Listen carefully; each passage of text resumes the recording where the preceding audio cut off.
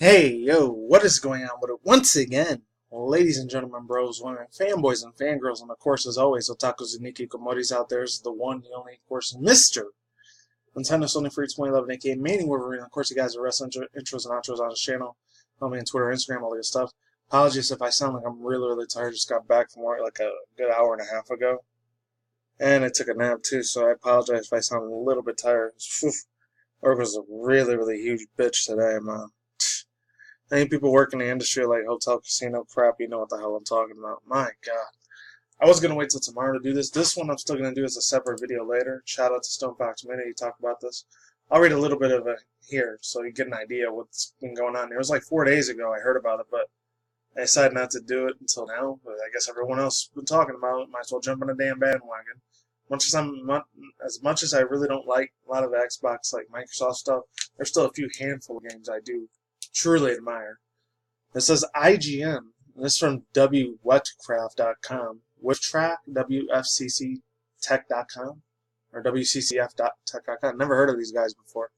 Said, IGN mocks Xbox exclusive, you see up there. And I don't know why I got my Skype thing there. I was supposed to quit that earlier. Apologies there.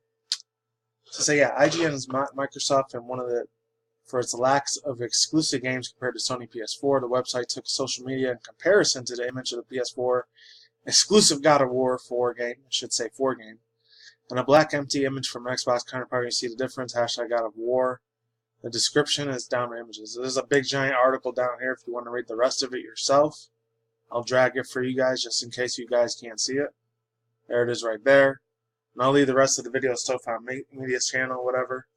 So yeah, I'll read the rest of that like another time in a separate video because I really want to go on a big ass rant on that thing. But can't do it right now because I got like the roomies on the other side of the room, so I'm not going to scream my damn lungs off like I normally would in a super rant. Also, since I got more than one article thing open, I can't do face cam today. So I already did on the one I did last week, Tuesday. When I talked about that kid from that live streamer kid that was playing Fortnite or whatever from Greensboro, South Carolina, when I was doing my Chat and Breeze video vlog that day. Oh, and I found out the reason why my video recording stopped on the video I did yesterday, my other Chat and Breeze video. Not from last week Tuesday, but yesterday Tuesday. This might come up Wednesday or Friday, I don't know.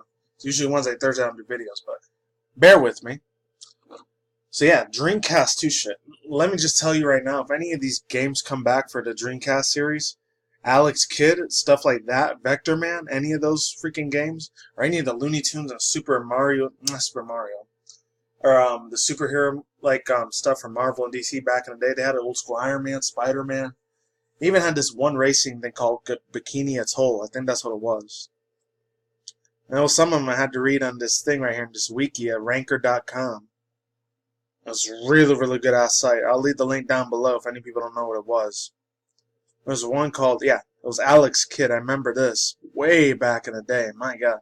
I never had a Sega Genesis or Dreamcast because one of my cousins had it, and another friend I used to go hang out with in middle school at the time when I was in 6th grade, way back when I was still living upstate New York at that time. My God. Some nostalgic shit. Where was it? It was called Alex Kidd. Another World. Ariel and the Little Mermaid. I remember that was on there. They had a couple of Disney things on there, too. I'm surprised. They had Animaniacs, Another World, Altered Beast. That was the shit. Alien and Alien Storm was really, really big. Alice Kidd and the Enchanted Castle. They bring any of those back in any of the Looney Tunes games, and they modernize the crap out of it, and they do have Sega Dreamcast too, that would be absolutely epic as balls, man. Balls to the wall, absolutely insane. Perfection to the T. If they ever do a Sega Dreamcast. I'm calling it right now, though. This is more than likely fake plastic bullshit news. As much as I really, really hate to admit it, it's more than likely not real. It's probably fake. But if it is real, oh my God. And another one I really, really love. The Bugs Bunny and Double Trouble. Holy crap, that was my jam. And Bubsy. They bring him back, I will lose my shits. Because we're already getting Spyro the Dragon, and we already got Crash Bandicoot Insane Trilogy thing last year, and we're getting the Spyro the Dragon Reignited trailer shit. So hey, more power to us if we get it. But if they bring the other classics like the PS1 and they remastered like the trilogy for the Ape Escape series, there was 3 of those, and they bring Croc back along with Medieval, and they bring Gex the Gecko along with another one besides Bubsy. It was another one. Bugs Bunny Travel of Time, or Time and Trouble. They bring any of those 5 platformer games back, then we can officially say platformer games have made a comeback. That's probably not going to be till, I don't know, 2022, 2024, 2025. By the time I'm in my mid-30s at that time, I think it'll be like freaking 36 by then. 34, 36, I don't know. Other than that, yeah, let's get to this article. It says, every now and then, shout out to Peter Gallavino. Hopefully this isn't no classic bullcrap news. Every now and then, miracles happen, even in the gaming, should have said video gaming world, even in the gaming world, such as the majestic SEGA Dreamcast. Today, gamers, we are going to talk about, hopefully, its upcoming successor. Hopefully this isn't a long-ass article. I haven't read it myself. It said, released in 1998. I thought it was 1999 or 2000. Oh well. The Dreamcast was the last attempt of the Sega to survive in the gaming console market that that at the time that was dominated by Sony thanks to the overwhelming successors of the first PlayStation. That was a lie. That was 2000. It wasn't 1998. In Japan, maybe it was 1998, and then 2000 over here in the United States. Because I remember there was this old classic place in upstate New York. It's called Pat's Pizzeria, where you see a whole bunch of really bomb-ass loaded potato skins and a crap ton of badass junk food. That's probably not really good for you, but you know, being the 7, 8, 9-year-old little kid that I was, I didn't give a shit. Actually, I was 11, but it is what it is. I had some really, really fond memories, if you ask me. Let's move on. Even though in Japan, the Dreamcast didn't sell, and of course Tamagotchis in the mid-late 90s were still really, really big at that time too. They were like Digimon back in the days. And this was barely when Pokemon was coming out. Let's move on. In Japan, the Dreamcast didn't seem to gather a lot of attention. The latest Sega console was ready to be appreciated in the USA, with more than 500,000 units were sold in less than 2 weeks. Oh, I didn't even know that. With an amazing exclusive games like Sonic Adventure, Crazy Taxi. I remember Crazy Taxi. I remember there was this Choo-Choo game too, where it was kind of like Buster Move, Busta Monster or Busta Move. That was really, really good ass shit. Oh my god, that's pretty much all my childhood right there when I was 9 at the time. So it says, yeah, Jet Grinder Radio, and of course, Shamu. I could never say that freaking damn name right. I think it was Shenmue series. The Dreamcast was a really competitive console, and with the power of 128-bit and a modem of 56K for online game. That was really, really big for its time. Granted, online game was really, really ancient at that time. I think it was until like what, the PS2 or early PS3 era, and the original old school Xbox era, early 2000s, like I think about 2002 or 3. It's around the time I started living in this freaking godforsaken desert. That's when they started getting a little bit more mainstream. Alright, so let's move forward. It was absolutely ahead for its time. Unfortunately, the heavy financial losses is the bad news here. Get ready for it. Start playing that violin.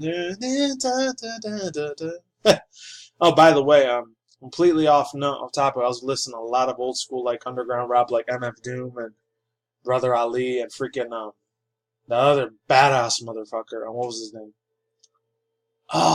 Immortal Technique. Those were really, really cool ass guys. So, yeah. It was absolutely ahead of its time. Unfortunately for the heavy financial loss, Sega faced with the Saturn and the arrival of the PlayStation 2 put the Japanese video games company out of the gaming console business in 2001. Rip to that, man. But nonetheless, that's not the end of the story. I remember in 2015 and 16, I did videos like this. Just a few days ago, Sega announced that it will soon release a Sega Mega Drive Mini this year. And surprisingly to everyone, they also announced the intention to come back producing a next generation of gaming consoles. This declaration has generated a lot of hype, as well as a lot of skepticism among gamers, of course. Entering into the market with a new gaming console for Sega will surely be a really hard challenge, considering that its rivals, Sony and Nintendo, are quite strong right now. And of course, Microsoft Xbox One XT. That too. But the Sega they know the harsh reality of video game business firsthand. So we are pretty sure that Sega Hopefully they come back with Dream Movers too. That'd be the shit. Sega must have one or two really good reasons to come to make such a bold move. A Dreamcast 2 would be a bless for all of the Sega fans that have waited for this moment for a very, very long time now. And for all the skeptic people out there, we remind you that the Sega video games development department is still alive, and to confirm that this year they have released a new brand of House of the Dead Scarlet Dawn. Oh my god, that one was old school. So that was like the Resident Evil version of Sega, if any people remember that. House of the Dead Scarlet Dawn. And you can see the whole amazing, the amazing trailer of the game down below. The outstanding Dreamcast 2 concept art is one you can admire here, has been designed by industrial designer Elliot Halvery from France. Hopefully I didn't butcher that name too well. So, overall thoughts, views, and opinions, there's a video there. I'm telling you, oh my god, the only two ways they're going to have to compete with nowadays, because we're almost in the 2020s, it's probably going to be a lot more mainstream now than it is before. They're going to have to make an AR or VR technique thing, mechanical machine or whatever, to keep up with Sony, or with Xbox, or you want to do like gold rank plays. I think those Xbox Gold live streams. If you want to compete with that, or something gimmicky and really, really fancy like Nintendo Switch. I mean, Nintendo's already had a good relationship and a distribution thing with Sonic the Hedgehog and all that shit with Sega before in the past. So, you know, Nintendo might boost them up a little bit. Who knows? That'll be great, because you know I am a huge Nintendo fan. And even though granted I'm almost in my 30s soon, I will still be a kid at heart no matter what the hell society says. Other than that, overall thoughts, views, and opinions. Another thing, I really, really hope they don't make mistakes. I know they're really, really big in Japan. I think they had another event like a couple weeks ago, and shout out to this other chick, this Aussie chick I've talked about a few times in my videos, Evie Emily, however you say her name. Really, really cool ass, cute, sexy Australian chick. I think she's still over there in Japan doing her little Tokyo Japan vlogs, and she actually went to this little distribution event thing that they had in the Sega headquarters building. If any people don't know, they're still very powerful over there in Japan. Unfortunately, here in the United States, they're pretty much almost rust, unfortunately. And I'm hoping, really, really hoping to God they make their presence well known here in the West and the United States, because if not, you know, it's a wrap. Unless they come out to E3 and they say, yes, Sega Dreamcast 2 was a real thing. That's the only way I could see this being 110% confidentially confirmed. Have a huge confirmation on this. And that's really all I got to say about it, and that's it. Oh, and then they're going to have to compete with the smartphone gaming industry now, too. That's another big thing you got to keep in mind consideration. And that's it. Links to the description box down below. Shout out to my boy Soapbox Media for talking about this news media first earlier, a couple hours ago. And I'm done here. Peace out once again, ladies and gentlemen, bros, women, fanboys, and fangirls. And of course, as always, otakus and nikikomoris out there. And we'll see when I see you guys. Good day, have a good night, wherever you are at around the world. Don't drink smoke at the same time. Don't do reckless. Keep it calm, keep it cool, keep it chill, keep it collective out there. Until then, next time, guys, peace out, ladies and gentlemen. Stay tuned for more videos. Come see you brand new videos on this channel almost every single day.